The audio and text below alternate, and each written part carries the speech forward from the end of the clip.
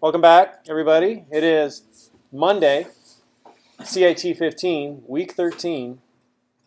And a lot of you have received good conditioning. You're paying attention to that because you just naturally turned your monitor sideways. That was awesome. And if you haven't naturally turned your monitor sideways, please do so now. I think that person I gave a hard time that one day, are you still here? Oh, you are. Are we cool? Yeah? Did that really irk you that one day or no? A little bit? Yeah, that happens. I'm sorry. But hopefully we're on good ground once again. I thought maybe that person was gone, but they're still here. That's cool.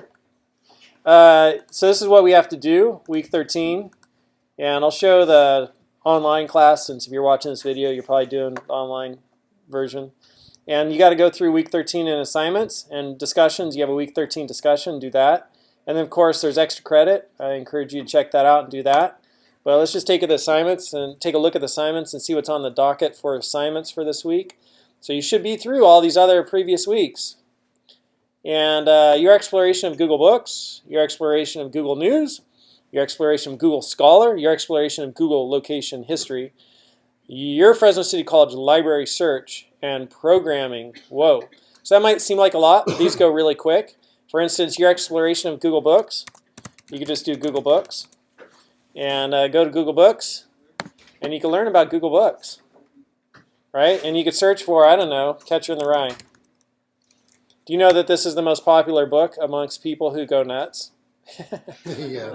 Right? Like a lot of times, like this person went crazy and did all these horrible things, and that's like their favorite book. I don't know why it's the first one that comes to mind for me, but I'll just advise you guys to all keep that in mind. Catcher in the Rye. Just kidding. Sounds like a good recommendation. So I don't know if you could just go, I guess here you could see it and then you could buy it and stuff like that. And why this is here, I'll take a moment and, well, first we'll come back. We'll come back to this in a second. So that's assignments. And we already talked about Google Location History a little bit. And News and Scholar. And then the Fresno City College Library Search, I'll just show you a little preview of that. Fresno City College Library. And here we go. And then somewhere in here you could do, how do we get to the library, man? Dun, dun, dun, dun. Those little library tab right there. Where? Campus events. Campus events. You see the apply online under Oh, the LITEC. on the left-hand side of the bottom column, the third one down. Okay. Same deal. Can we open that? That's where you're at. That's where I'm at. Search, library catalog search, find books, research databases. Here's what we want right there. That's what I'm looking for. And so you can come in here, and then there's EBSCOhost, if that's still here, LexisNexis, EBSCOhost right here. And you could go into EBSCOhost, and then you could search for articles. So anybody got a paper they need to write on some subject? Nope. No. So, let's do health. Yep. I'm going to do Amazon affiliates, but thank you for the suggestion. And then I could, put more in there, but I could search field options. Like I could just say, hey, does that give me an option? Guess not. The Amazon loophole, right? I don't know. So you can find articles and collect articles and find research at home. And while we're on it, I will mention, so that's one of your assignments. There's one more thing I want to mention about libraries. So lynda.com, and we'll come back to that in a second. Now research tool. So those are your assignments. Post to your discussions, do your assignments. And then inside of my IT lab, we are in week 13, so that's week 1. This is weeks 2, 3, 4, 5, 6, 7, 8, 9, 10, 11, 12, 10, 11, 12, 13. So last chunk of access, and then quiz 13 inside here. And you should probably do the access project inside there too. I think there's an access project. And so we have office lab tests and access. So that'll be your last one in there. So we're getting things knocked out. If you're staying on course, good for you, right? You got to have that self-discipline. You want to get somewhere in life, it's up to you. You will live and die by your choices and your actions, right? You will succeed and fail. You'll make rent, not make rent, right? By what you choose, moment to moment. Life is made up moment to moment. So hopefully you're making the choices to stay on schedule. We're going to talk today about programming. Yeah, but before we do that, I was having a conversation with Dave about making money online. And right before I came, because we've talked about that a couple times, and right before I came to class today when I was at home, I signed up for Amazon affiliates. So I thought, well, that's something that wasn't even in this list, which I should tell you about. But you could search for Amazon affiliate. And so there it is. And, you could go in here and you could sign up. Super easy. It takes you 5 minutes. It took me 5 minutes to sign up. And once you sign up, right, like the reason I signed up is because I have had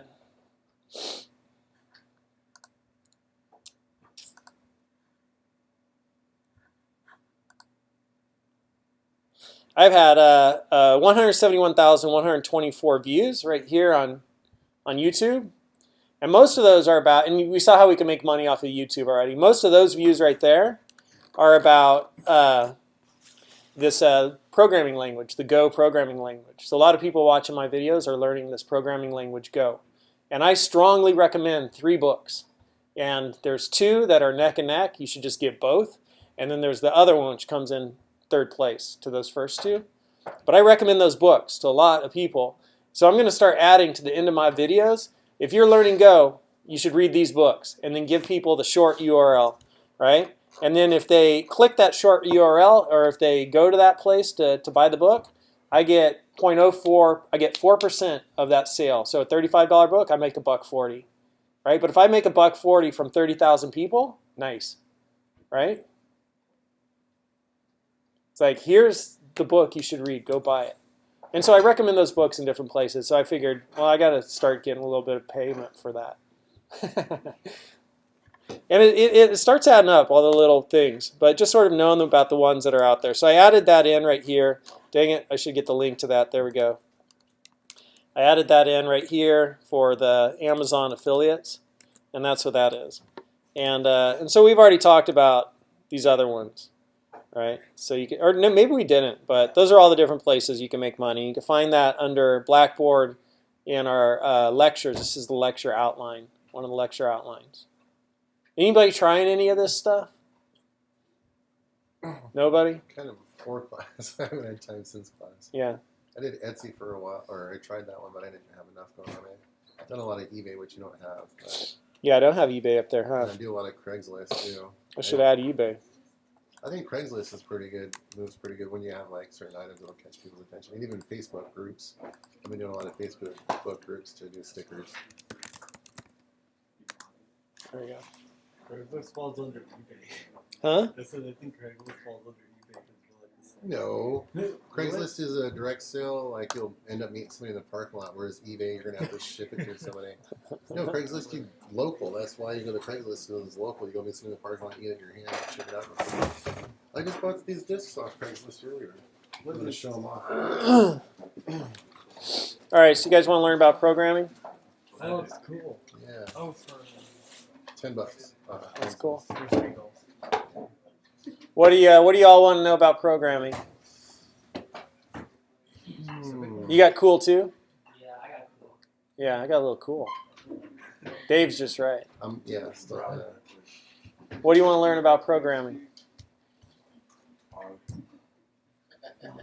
So the first thing I want to share with you is resources. So we're already using Code Academy. Code Academy is a great place to learn. They have these different languages. You scroll to the bottom. So we're going through HTML and CSS and JavaScript. Right, we're going through those. And they have different stuff up here. If we look at the popularity of languages, so programming language ranking. And Tiobe, RedMonk, these are some of the, places that obviously I see quite a bit come up. And so we'll just look at some of the programming language ranks. And Java, once again, above 20% since July 2009, whatever. So it looks like Java is, I don't know how they determine this at Tiobe. Java still keeps rising in Tiobe. Now it has hit the 20% bar. Its popularity has probably risen further because of the successful Java 1 conference at the end of October. Java and C appear to be the 2 big languages at the moment. The gap between these two and the rest of the pack is now more than 10%. Big movers and shakers in the top 50 this month. OpenEd JBL, VBScript, and Go from 65 to 48. That's cool. TOB Programming Community Index is an indicator of popularity of programming languages. The index is updated once a month. The ratings are based on the number of skilled engineers worldwide, courses and third-party vendors. Skilled engineers worldwide, courses, and third-party vendors. Popular search engines such as Google, Bing, Yahoo, Wikipedia, Amazon, YouTube, and Baidu are used to calculate the ratings. It is important to note that the TOB index is not about the best programming language or the language in which most lines of code have been written. The index can be used to check whether your programming skills are still up to date or to make strategic decisions about what programming language should be adopted when starting to build a new software system. So you can see the full definition of how they develop their index by clicking that link. But skilled engineers worldwide, courses, and third-party vendors. So this is going to be a lagging index. So a lagging index is like in economics, you talk about a predictive index. I don't know the right words because it's been 20 years. But a predictive index and a lagging index. And so this index is going to kind of show you what's here, which is kind of also what's been. It doesn't really show you so much what's coming. I mean, the percent change does maybe. But, this is what's popular. Java, C, C++, C#, Python, PHP, JavaScript, VB.NET. And out of all of those, I'd recommend maybe, those are like, there's arguments for learning all of those language. Maybe one of the best arguments is that it's demanded, it's popular. There's a lot of jobs out there. There's a lot of code base out there that needs to be supported in each of those languages. So you can't go wrong learning any one of those languages. So that's the first thing, right? When you think about, okay, I'm going to learn a language. Because it's an investment to learn a language. So C is pretty much the fundamental foundation of computer science. And then we have C++. And in programming, plus is an incrementer. So it's like adding 1 to C. So it's like the second version of C. And then we have C#, which is Microsoft's version of C. And so, C and C++, I don't know how to program. I've never programmed in either of those languages. But there's some issues, and I know that because I've been studying Go. And in many ways, Go is C, the fourth C. I like to think of it as C4.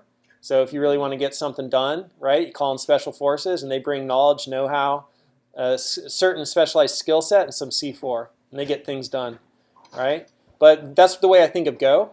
And I've already shared this with you about Go, that Go is created by one of the best, if not the best, software engineering firm to ever exist, Google, and it was also created by luminaries in computer science. So some of the same individuals who helped create C and Unix and UTF-8, which this is like the foundation of comp sci. This is the bedrock of programming. Some of those same individuals helped create C, C++, right? Unix, UTF-8. Some of those same individuals created Go, and they created it at Google. And they created it because Google, one of the best, if not the best, software engineering firms to ever exist, was hitting a wall with all of these languages. There's things these languages couldn't do. So Google created a new language. To me, that's the language I want to learn. Right? And it's a fantastic language. It's the Go programming language. And you could find it at golang.org. And they kind of adopted a pretty whimsical approach. I would have taken the C4 approach just because I like that association. But, they have a little gopher, and they called it Go, right? And but this is the language that I have chosen to, over the last year, spend all of my time, all my free time learning it, because I really think it's the best choice right now. So, question. Yeah. So, if you're studying coding or programming, do you study Java, C, and then Go, or do you just go straight to Go? I'd go straight to Go, and the challenge of going straight to Go, if you're learning a language for the first time right now, is that there aren't as many resources available. There aren't as many trainings online. There aren't as many books out there, and there aren't as many. There isn't as big of a community, so there aren't as many code samples already out there, right? But that's the big hurdle of getting into something early. But the nice thing is if you get into this early, already there is enough demand for people in this language that it's a really great language to know. It's a really great skill to have. And you are specialized and you're unique. And if you learn that language and it does become the next thing, right, and it does really grow in popularity, which is that's all of the metrics just keep showing it growing, growing, growing, growing. Massive, huge. Have I showed you my Go presentation? I haven't showed you my Go presentation. I just got to show you my Go presentation, right? But there's plenty of companies out there who are using Go, and even more learning about it or adopting it, right? So it just keeps growing. So here's my presentation that I give when I go talk to people about the Go programming language. And It says Go Lang. yeah, so a lot of times people refer to it as Golang because if you Google like, oh, I want to see, Go functions, right? You'll like get completely wacky search results like Go functions. How do I do Go functions, right? And well, I'm always searching Go. So, but I don't know what else could you search for that would be Go, like Go documentation. I don't know. But see, I don't know. So, just Go isn't necessarily the best keyword. So a lot of times when you search, you can search for Golang. And I'm running out of juice here, so I got to power up. Hang on one sec. When you do the HTML for websites and stuff, where do you actually type it in? WebStorm. WebStorm? Yeah, WebStorm. So HTML for websites. So I'll show you that in a second. I'll show you web programming And stuff. where do you store your pictures at? Oh, for a website? Yeah. So I would use Google Cloud Storage today. Okay. But yeah, so if you have a website that accepts images from people, where are you going to put them? You just need some storage somewhere. Yeah. So here's my reasoning for choosing Go, and it was created by Ken Thompson, Rob Pike, Robert Gressimer. Right? It's basically invented by geniuses, and also at the best software engineering firm ever. And so these are the same people who created C, Unix, UTF-8, right? Helped create it. So that's like my first argument for it. And then here are some of the reasons that they created it. So computers today have multiple cores. If we look at the way computers were created, have been created up until not too long ago, computers were single core. Right, so if we look at this, right, it's only like right here, quad core, dual core, right? But everything like down here is single core. And so where is this on the timeline? Right, that's like 2008, 2005. So this language, I started creating this in 2007. And all these other programming languages, which we were just looking at, which are here in the TOBE index. I took C++ Right? in the 90s. Right, those are all created to take advantage of a single processor. And so what I mean when I say multiple core is that old computers only had one CPU. And then to continue achieving gains in performance, they were becoming more and more hard pressed to get gains like double processing in 18 months. To get that out of a single core, well, let's put in 2 cores. Let's put in 4 cores. Let's put in 8 cores. So one CPU, one computer might have 4 CPUs in it that are all working to get a job done. Okay, now we've doubled the performance. And so we've grown horizontally, right? And that's called horizontal scaling when you just add more hardware. And so that none of these programming languages are written to take advantage of multiple cores natively. That doesn't mean you can't do it in some of those languages, but it's hard, right? Because the languages weren't built to do that. It's like taking like what is that thing in Star Wars, where it's like the hovercraft, Star Wars hovercraft images, right? It's like this is like programming with multiple cores, right? And that's Go, and then trying to take an old programming language which was written for a single core would be like trying to take a car and get it to do that or something, right? Like it wasn't built for that. Cars were built to have wheels, and this was built to be I don't know, maybe not the best analogy.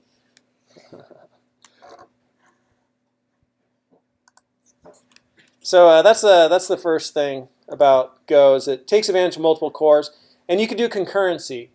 And so concurrency means you just have inside your CPU. It has a thread of instructions which are being processed. And so that's called a thread, right? And I'm just going to talk about it in simplistic terms. Each CPU has one thread, right, of instructions which are being run through it. It's kind of like you have one thread of information which is being run through your head right now, generally speaking, and that's my voice. right? I know some of you are thinking about other things. You have a different thread running through your CPU. That's the thread that's going through yours. But generally speaking, we're thinking of one thing. So we got one thread of instruction going through a CPU, and concurrency is like, okay, well, now instead of just having one thread go through, we have many threads going through at the same time, and have many different instruction processes concurrently executing at the same time. All right. So here's an example. Trying to think of an example.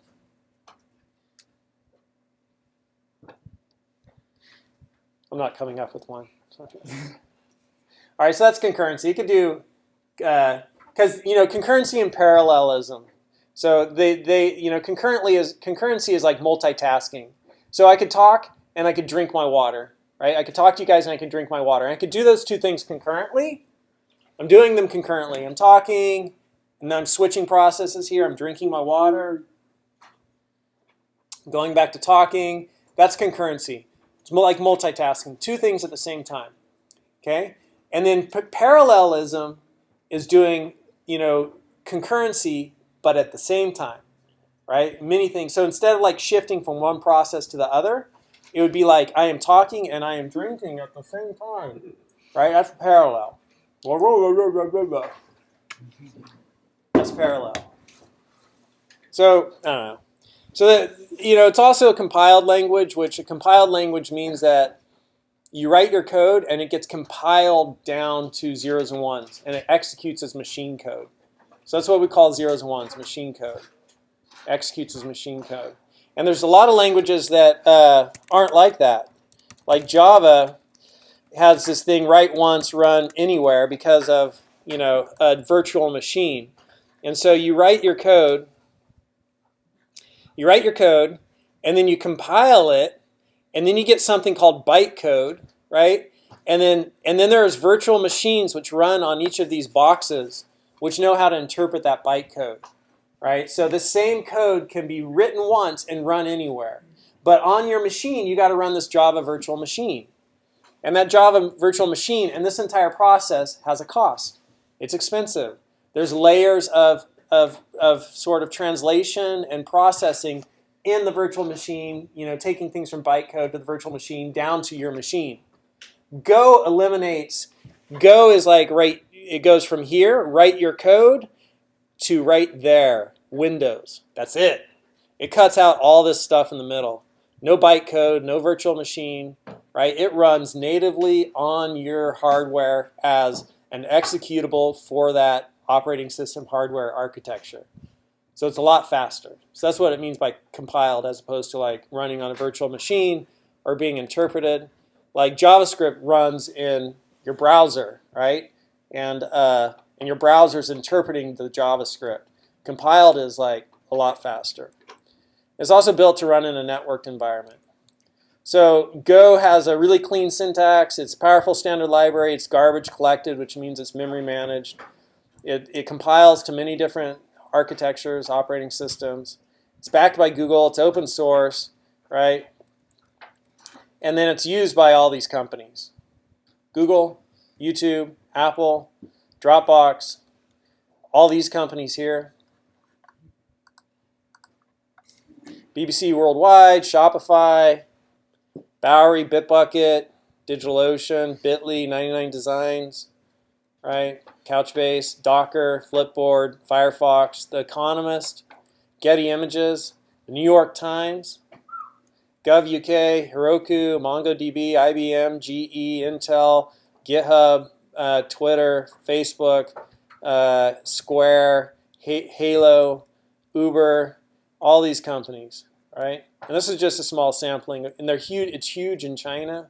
Like I have so many people who like love me in China, so I make all these Go training videos. Did I tell you I showed you that job offer I got from China not too long ago? I'll show you at the end here, right? All these places, and a lot more are using Go. You speak Chinese? No, I don't. I could say 谢谢. Thank you. And another reason I really like Go is some of the like Node.js is a really popular choice for web programming right now. A lot of people are choosing Node because you could do Node in JavaScript. JavaScript's what you use for the client side programming, and it's great for client side programming in the browser, right? But it's not necessarily the best language. And so it was built in 9 days or 10 days by one guy, and and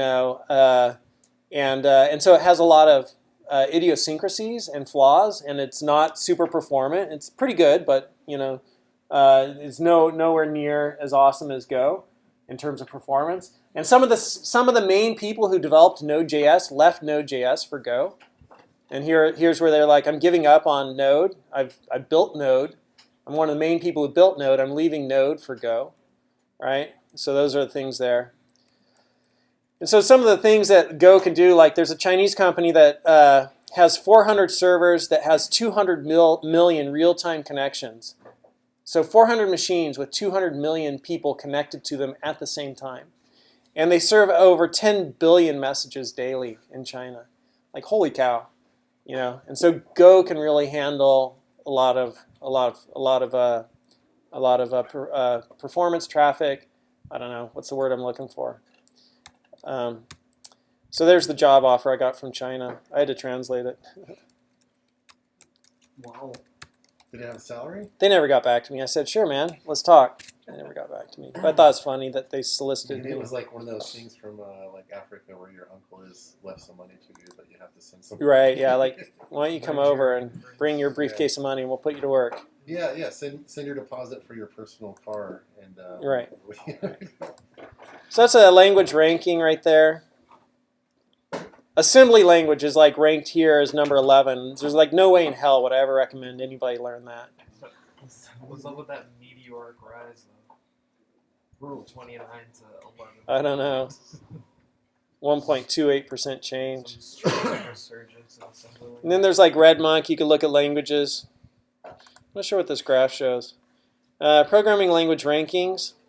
Popularity rank on Stack Overflow by number of tags. Popularity rank on GitHub by number of projects. That's kind of interesting. Rank on GitHub by number of projects. So there's Go, right? And it'd be interesting if you can map this over time to see how things are changing. Cold Fusion, that's what I used to code in. That's kind of interesting. Go's moving up in terms of how many projects are in GitHub. Oh well, Go is here's JavaScript, right? Here's PHP, Python. There's Go, so that's pretty cool. Go's already surpassed ASP, Cold Fusion, Dart. That's awesome to see. So let's just search for Go and see what comes up.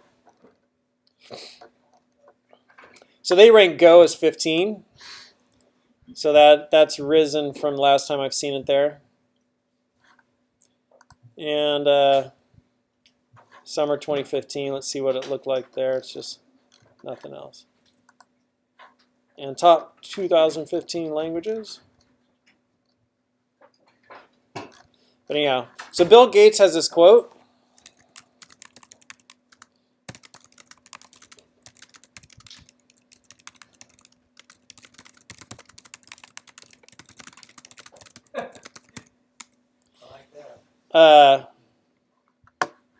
I'm not sure where I heard that, but it doesn't seem like it's online anywhere else. So basically it says, if you want to be successful, get in front of what's coming and let it hit you. And, so that's, yeah, you can learn to program in PHP and C, and you'll get work. But, I think it's good to learn what's cutting edge and what's coming and then let it get in front of it and let it hit you. Programmer, average salary, United States. And let's see, computer programmers in the United States take home approximately $58,000 a year on average. Lower pay rates around $34K and higher rates verge on $90,000 a year. So maybe that's like, nationwide, obviously. If you look at like Hack Reactor, so you could go learn to code at Hack Reactor, and I've already showed you this, but they have a 99% graduate hiring rate, and the average graduate salary is $105,000. And that's after going through like a 12-week JavaScript programming deal. So that's pretty amazing. So if you took the JavaScript programming class we have here, you would then be qualified to apply. And what does the application look like? I don't want to sign in with anything. Oh, well, I'll sign in with GitHub. Personal user data, email addresses, read only. So that's kind of nuts. Whatever. And then they give you a challenge. So before you can even apply, you got to show them you know some JavaScript. And so if you took the class here, you'd be able to do this challenge at the end of it. So partly what they do is they look for people who already, have a little bit of foundation, then they take you and make you really great in 12 weeks, and then they place you in a job. And they get a headhunting salary. So companies are like, we need some JavaScript programmers. And they say, we've got some. And the company say, okay, can you give them to us? They say, sure, what will you pay us? And the company say, how about we give you 10% of their first year salary? And they say, no, we want 33% of their first year salary. And they say, okay, so the companies hire you at 110, and then they pay Hack Reactor $33,000 for bringing them an employee, right? Or whatever the cut is. So that's headhunting. You could search for hunter percentage, right? Fee percentage, and see what they charge.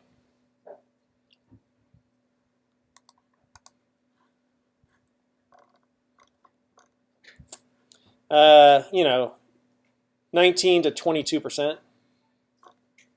I think it's of their first year annual salary. Yeah, percentage of candidates' first year salary. Right, so they make 22 grand if they placed you in a $100,000 job. So they charge you 20 grand to go through the program, and then they make 20,000 when you get the job. So they make $40,000 off of you, and they train you for 12 weeks, and then if they had 100 people going through, right, and they made 40,000, 40, 1, 2, 3 times 100 is what? 4 million, right? So every 12 weeks, they're making 4 million. So that's 16 million a year in revenue teaching people JavaScript.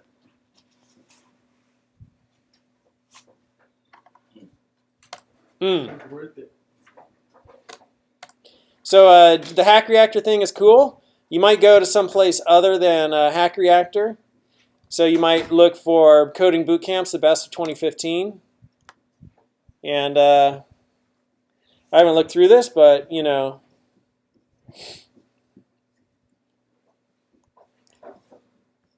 Block, Code Fellows, Coder Camps, Coder Foundry, Code Up, Coding Campus, Coding Dojo, that's got a good name, Designation, Dev Bootcamp, Dev League, Epicodius, Founders and Coders, Full Stack Academy, General Assembly, Go Code. Oh, I totally got to check that out. Python, Django, JavaScript. How could they call themselves Go Code when it's only Python, Django, and JavaScript? Grand Circus, Hackbright, Hack Reactor. There we go. All right. So you look through here and see what they teach you. So Angular is really popular right now. JavaScript is huge. Learning JavaScript, you can't go wrong. So if I was to make one recommendation to you about, okay, these are the languages you should learn HTML, CSS, JavaScript, and Go. That's, what I'm doing. So I'm biased. So a bunch of boot camps, you can look at the reviews. And then, of course, you could also learn here at Code Academy, start out there, start learning, take a couple classes here, get into one of the boot camps, and in 2 years, you're making $100,000 and living in the Bay Area, and you're building stuff.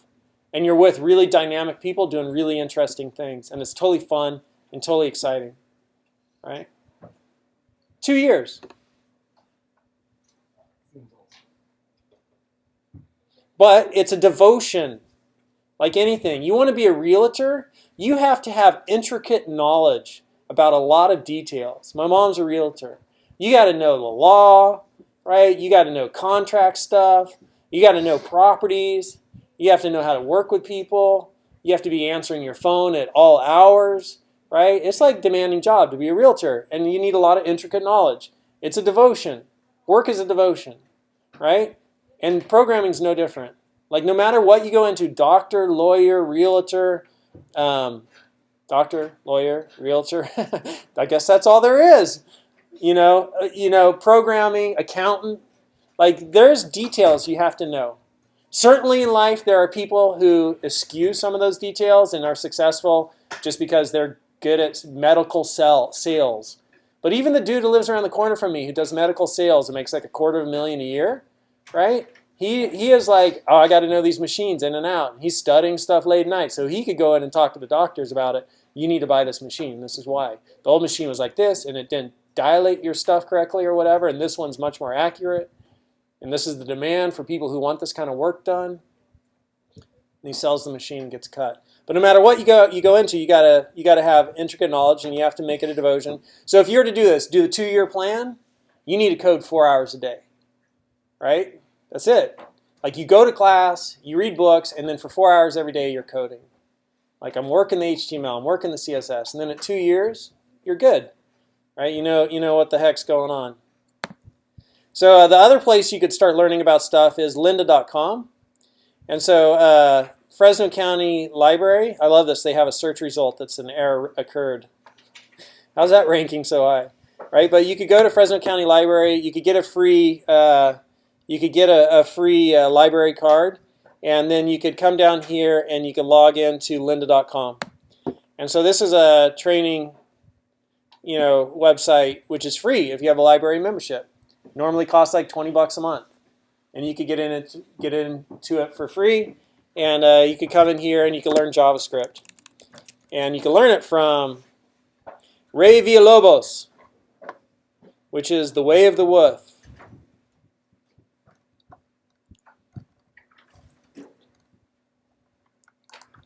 I just want to see Ray. I got to turn my volume off so we don't capture. Just take me to Ray's videos. There we go. There's Ray Villalobos, right? And he and other teachers up there, right? Man, that guy's been busy. He's got so many videos, crazy. But Ray is the same dude that we had this summer. Check it out. He was here at City College teaching us this summer for a couple of weeks, 3 weeks. The middle feature, the middle Yeah, that's me right there. So that's Ray.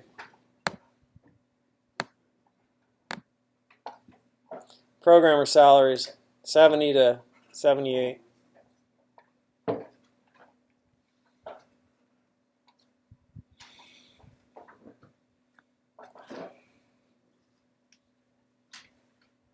So here are the best paying cities for programmers. 120,000 in Maryland, 105 in Alabama, crazy enough. Boulder, Colorado is 113 on average, 128 in Santa Fe, New Mexico. Seattle's 115 to be a programmer in those cities. I don't know why San Jose isn't listed in that.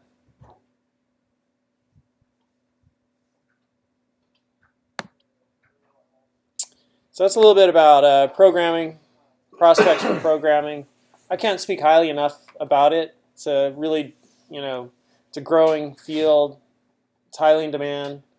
It's a skill which you're always going to be able to get work. And it pays well. It's fun. Once you get over the initial, have you ever done a sport or something and when you first start, it just sucks? Like water polo, the first season sucks. It's all about hurting and throwing up.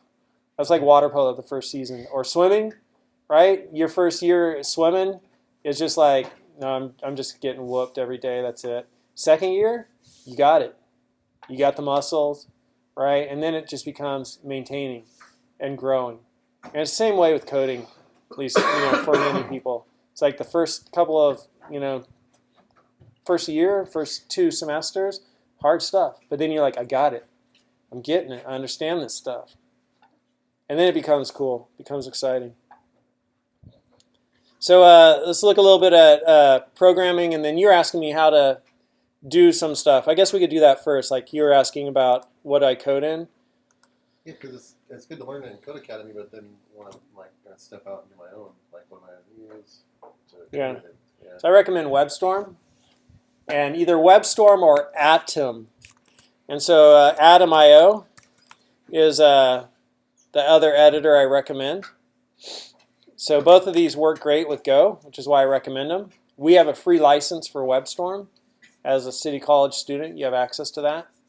And so, but this is where I do my coding, which I'm kind of screwed. I got to do so much tonight to get ready for school tomorrow.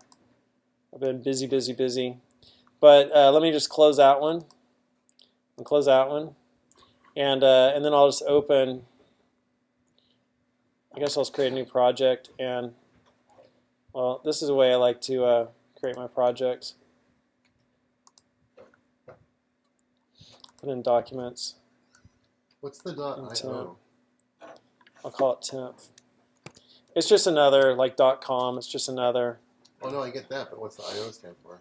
input output. Oh, okay. But I think it it has something to do with something else. So we could see what it is. It might be some country or something. Well, yeah, they did the country. So designations IOTLD, in, like, Transylvania, IO Wikipedia. 'cause it's TV, so it's .tv. Might be the Internet Country Code top level domain IO is assigned to British Indian Ocean Territory. Indian Ocean. But a lot of tech firms use it, right? Because it means IO. So here's WebStorm. So I have that open, and if I wanted to create like a new file, I could create a new HTML file, and I could just call this temp, right? And then when I'm in here, let's say you guys have been doing unordered lists. So I could do an unordered list, right? And I want it with some LIs, and I want 10 of them, right? And sorry, it's been a little time. Boom. So you learn that shorthand syntax, and it's like, oh, cool, there it is. And then that could even do more there. And there's all these different Emmet, that's called Emmet. And so you can look up Emmet cheat sheet, and you can look at all these different little shorthand syntax notations that you could do. So that's kind of like the one I just showed you, ULLI5. But then I could do this one, right? And I could put in that syntax. And so it would be, like with LIs, there's going to be 5 of them, and then they're going to have a class, the period of item with a number. So I could give them all a class really instantly. Wow. Or I could come down here and I could say, well, what's this example do? And so you learn these little shortcuts, right? And so that one gave me a whole bunch of like, H1, item, header 1, H2, header 2, H3, right? Header 3, right? That's kind of interesting. It gave me those out of that. So that's like, doing like a little shortcut there with Emmet. So that's kind of interesting. And then here, let me just get rid of that one. Delete. No, I didn't want to. Oh, that's the one I did want to open. But I want to delete this one. How do I get rid of that? Delete. Command delete. I want to remove it, man. I thought there was some. Remove from project, remove temp, recent projects list, yes. So it's function delete, is that right? Function delete, that's weird. All right, so I'm going to open this one up. And so like, another thing that's cool about a good editor is it will do like code completion. And so I did one example here, which is pretty awesome. And so here, this one, right? We'll go get a URL.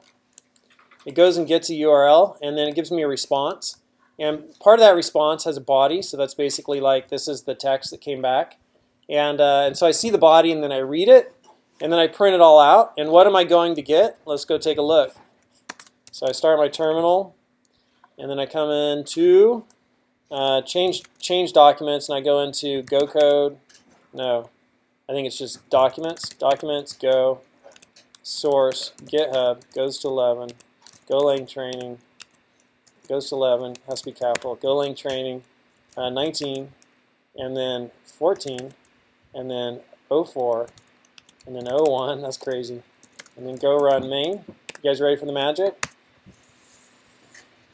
So it's going to a website, it's grabbing the information from the website.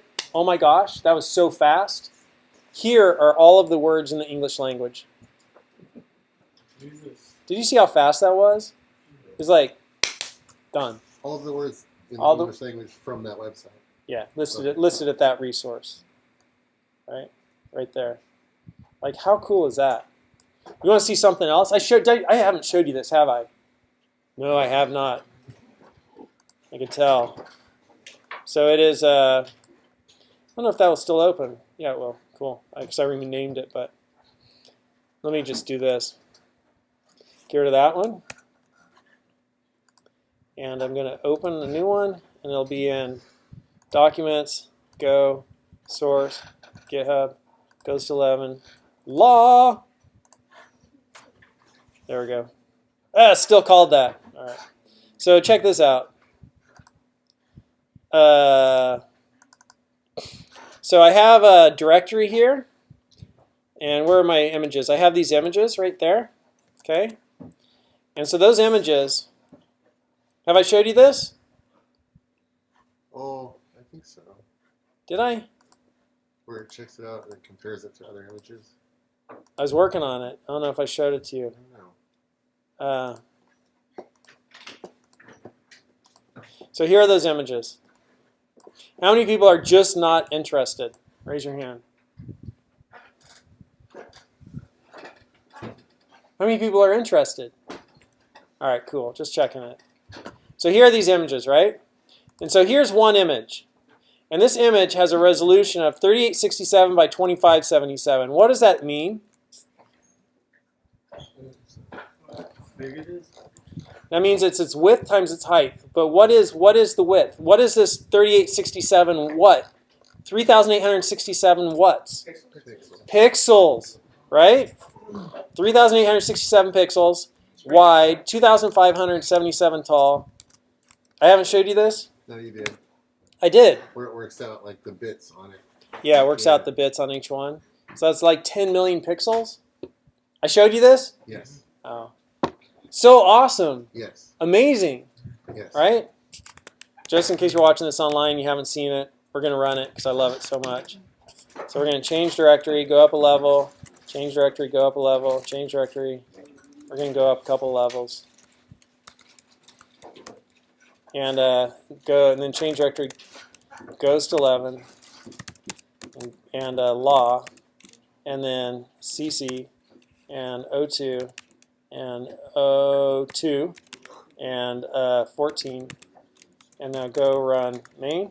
It's going to open up each of those images in that folder, and it's going to process them. It's going to look at every pixel, and it's taking the color depth, the RGBA color information from each pixel, and it's storing it in a data structure that quickly, just that quickly, you know. And I could go in and I could look at the color information of any pixel out of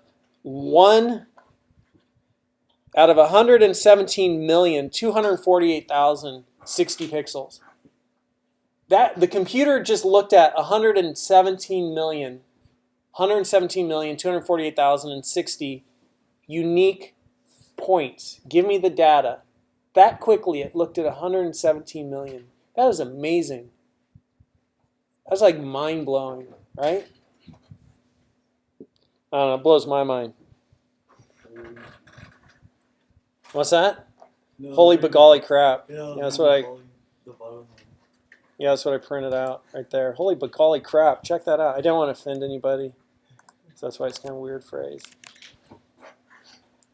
All right, so that's WebStorm. And that's the editor I use. So you could also use Atom. I'm going to show you Atom here with this video, but I got to pause our video to show it to you because I can't record their video.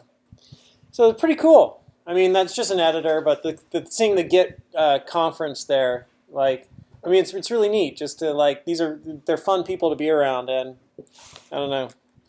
So anyhow, programming. Just a little bit of the notes here. So basically a program is a set of instructions that tells a computer what to do. We know that already. But that's how you define it. And then we create algorithms. And it's like chilly right here. Algorithms are solutions to problems. Now I got to Like whistle. increased it or something. Now I got a higher whistle. They got mad. Okay, I need a little crack. Algorithms are solutions to problems. You guys use algorithms or write algorithms every day. But your algorithms are like, I'm hungry, I need something to eat. And so you make toast. You had a problem, you created a solution, you implement the solution, that's an algorithm. All right, that's it. That's all an algorithm is. Kind of a big fancy sounding word, but it's just a solution to a problem. Step-by-step instructions is a better definition. And you have to be explicitly precise. So let's demonstrate how programs need you to be explicitly precise. I want somebody to program me, and I need you to program me. I'll be the computer. I need you to program me to walk over to my desk and pick up my keys. Really? I thought I was the only one. All right, so Carson, program me to walk over and pick up my keys. I want to do it. I want to see them do it. All right. Somebody program me to walk over and pick up my keys. I'm a computer. Give me instructions. Come on, I'm giving you license to tell me what to do. You got to take advantage of it because this opportunity is going to pass. You could tell me to pick my nose, and I'm a computer. I just do what you say. Now eat your booger.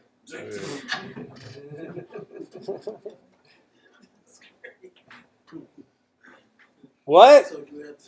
Tell me what to do. I'm a computer. Give me instructions. Todd, turn 45 degrees to your left. Now walk 8 steps forward. 2, 5, 6. Those were big steps. Let's see. Turn 180 degrees to your turn 180 degrees. There you go. Okay, now walk maybe 2 steps forward. Yeah, big step. There you go. Now turn 45 degrees to your left. 45 or 90 degrees to your left. Now take 1 step forward.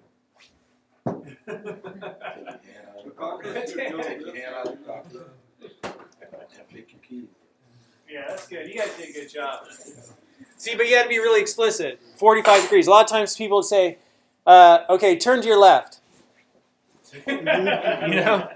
So you just have to be really explicit. So there's a joke. I'll let you read it.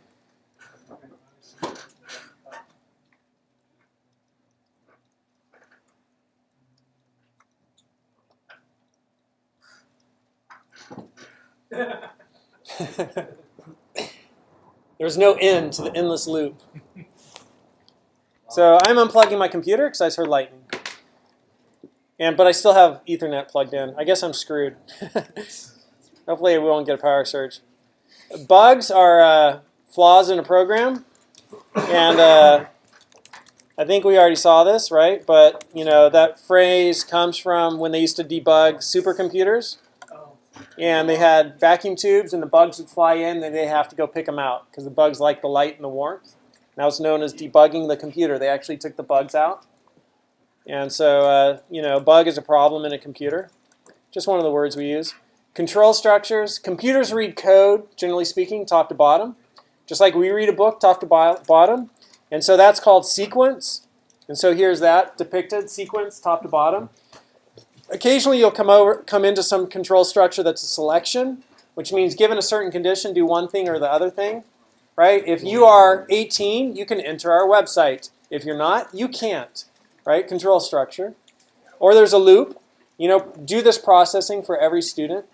Right? And so for whatever processing it's going to do, it's going to loop through for the number of students in the class. So those are control structures.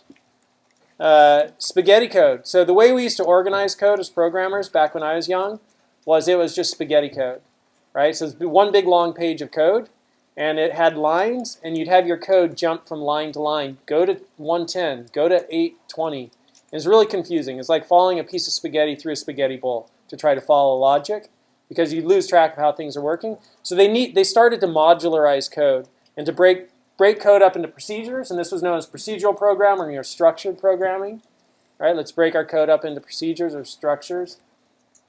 And the idea of that was to focus on step-by-step instructions that tell computers what to do, use procedures, modules, subprograms, smaller sections of code that perform particular tasks, allows each procedure to be performed as many times as needed without requiring multiple copies of code, and it's a top-down design, break the problem into small chunks. Right? And so we do that in JavaScript. When you're learning that in Code Academy, we create functions, and then we call that function. That's procedural, that's structured. We're breaking things down into little modules, and then we're calling them. And we could call that over and over and over, right? And depending, like, if it's calculate age, okay, pass in all the ages, right? And you could have different ages, pass in those ages, and it always finds the average or whatever. And so that's here's an idea of how you might break things down into procedures or structures, where it's like, this is for, like, doing books or something for a company. But you could have these different procedures. One control program is calling these other chunks of code to do certain things at certain times. And then there's this idea of procedures where we break things up into procedures, structured programming, procedural programming. And then behind that grew this idea of object-oriented programming.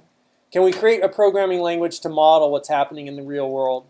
And so some of the characteristics of object-oriented programming is we create objects, which are kind of like things in the real world. So we'll define a class, and that class will be like a blueprint, right? And then we could instantiate objects from the blueprint. So that sounds kind of wacky, like what are you talking about? So, like if I am writing a program, and I'm going to, like a video game, and I'm going to have gangsters in my video game, I'm going to create a class, a blueprint for a gangster. And a gangster is going to have a hair color, a gangster is going to have a height, a gangster is going to have a certain look on their face. It could be scarred, they could have a scarred face, a scowl face, right? They could have different faces. And so I create that class gangster, right? I'm defining kind of this is what a gangster is. And then there's things a gangster will do. So I could write code. Well, gangsters will kick people in the head. Gangsters will mug people. Gangsters drive cars. Gangsters ask questions. Where's my money? What? You want to die tonight? What? That's 2 questions. Right? Gangsters will ask questions. Right? So I'm defining this blueprint. This is what a gangster does for my video game. And then when I need a gangster, I just say, hey, give me a copy of a gangster. Give me another copy of a gangster. And I just start taking gangsters and putting them out onto my video game. And I could change, this one's got red hair, this one's got blue hair, this one's got brown hair. Or I could change the characteristics, but I've already defined that gangster in my program. That's object-oriented programming. I created an object. I create objects from the classes, right? But the objects I'm creating here in this example are gangsters. And then I could even have, so there's inheritance. So above gangsters, I could just have people. And then a gangster could inherit everything I described about people could be inherited by a gangster. But then a gangster also has this additional stuff, right? Kind of like I could define vehicle. Well, vehicles have wheels. They go places. And then I, could have, other things which are extensions or implement vehicle. So you have implementation. You got encapsulation, right? Some of these things about object-oriented programming. Encapsulation is like you have variables wrapped up in that gangster object. And they're just all kind of in one bundle, kind of like a procedure. So anytime I need to deal with that one gangster I created, all of his stuff is right there in that bundle. Right? It's like a chunk of code that I could pass through my program that I always know this is that one gangster. That's that one gangster state. Right? He's already been shot 3 times and his life force is down to 23, out of 100 or whatever. So that's object-oriented programming. You could see how it's the next step from procedural or structured. And so here's like, an example. Like here's bicycles, right? I have a blueprint for bicycles, and then I'm going to create a bicycle. I'm going to create another bicycle. So the blueprint says, hey, you know what? It's got a size, it's got a color. And then when I create a bike, well, the size is 26, the color is red. Or I create another bike, the size is 20, the color is blue. Right? So that's object-oriented. In programming, we have variables. Variables store values. Values have a type. So I might have a variable age, and it could store 44, which is my age, and that type would be an int. It's an integer that I'm storing. Variables store values. Values have types. And when we create programs, there's something called the Program Development Lifecycle, PDLC. And the PDLC is basically a problem-solving process, much like the systems development lifecycle, which we saw last week, where it's basically you kind of figure out what needs to be solved and come up with a solution and implement it. So you can look through that. Good program design, blah, blah, blah, blah, blah, blah, blah, blah. This is a pseudocode, so sometimes people write programs in pseudocode first. You know, just like, what's the logic going to be? Let's sort of, you know, if it's difficult, let's figure out the logic before we try to write the code, right?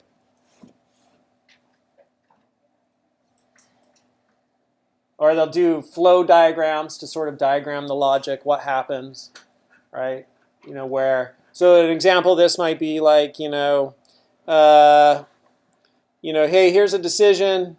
Like, did the secretary sign off? Yes. Okay, now it goes to the manager. Did the manager sign off? Yes. Okay, now it goes to the boss. The boss sign off? Yes. Okay, do this. No? Okay, then it needs to do something else, right? Flow charts.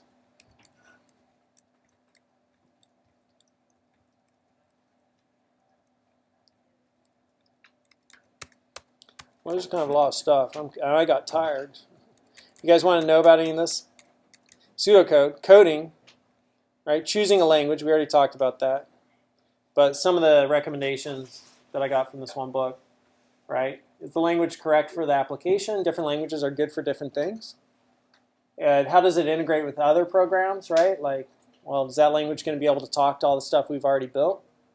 What are the company standards? Can we hire programmers? Are they readily available for that language? Right? Can it run on Windows and Mac? Portability. How fast does it take to build something?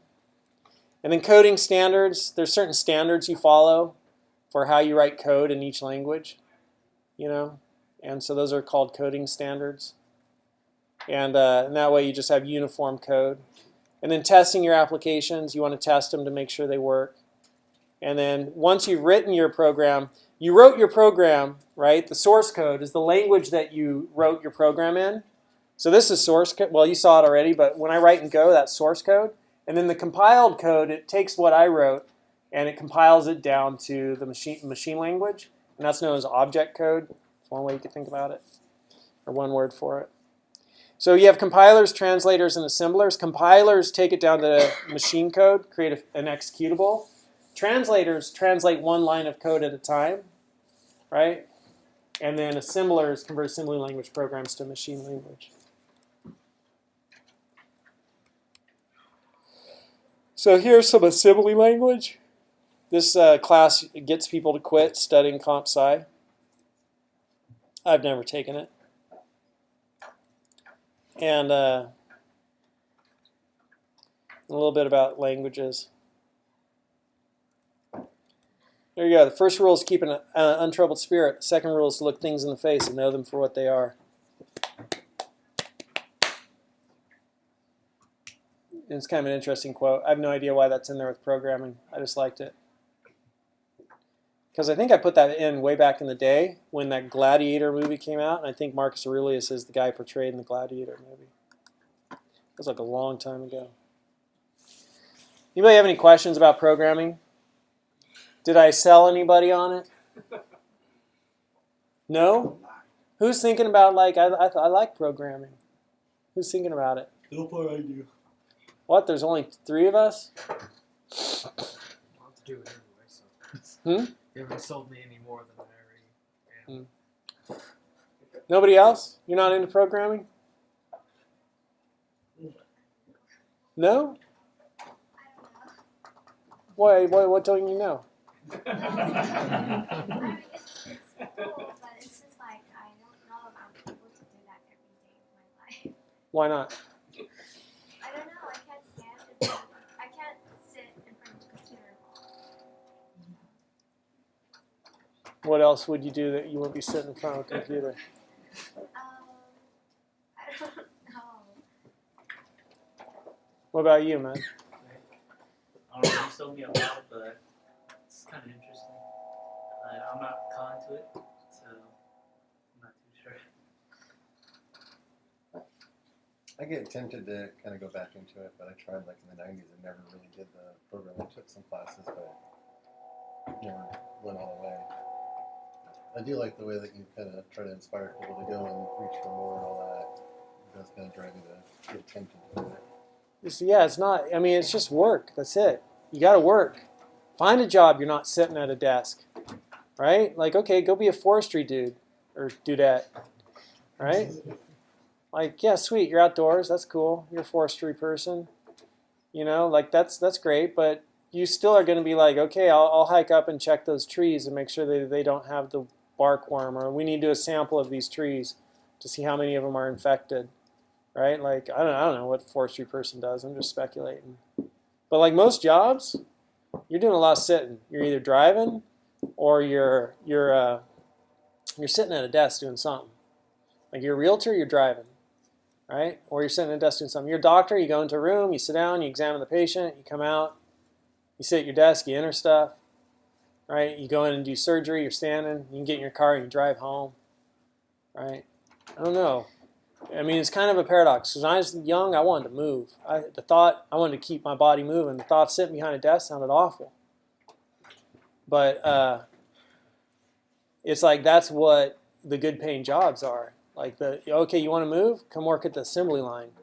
Well, I don't want to move like that. Yeah. You know? Carry those buckets of slag. Thank you, no. And get paid nothing. Or construction worker, you're moving. You know, use your body. But most white collar jobs, you're sitting. And I don't know. I think this is pretty cool because it gives you the power to change the world. Whoa, the power to change the world. You got an idea? You could change the world.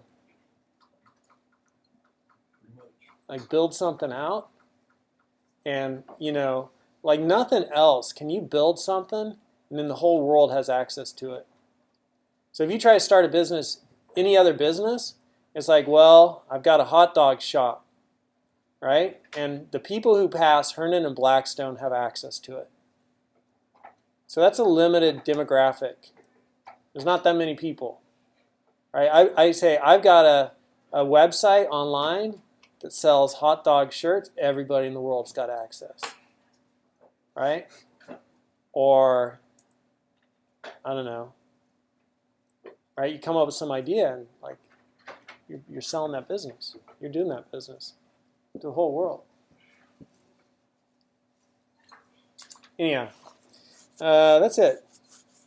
I think class goes a little bit longer, but if you guys want to head out early, let me take roll.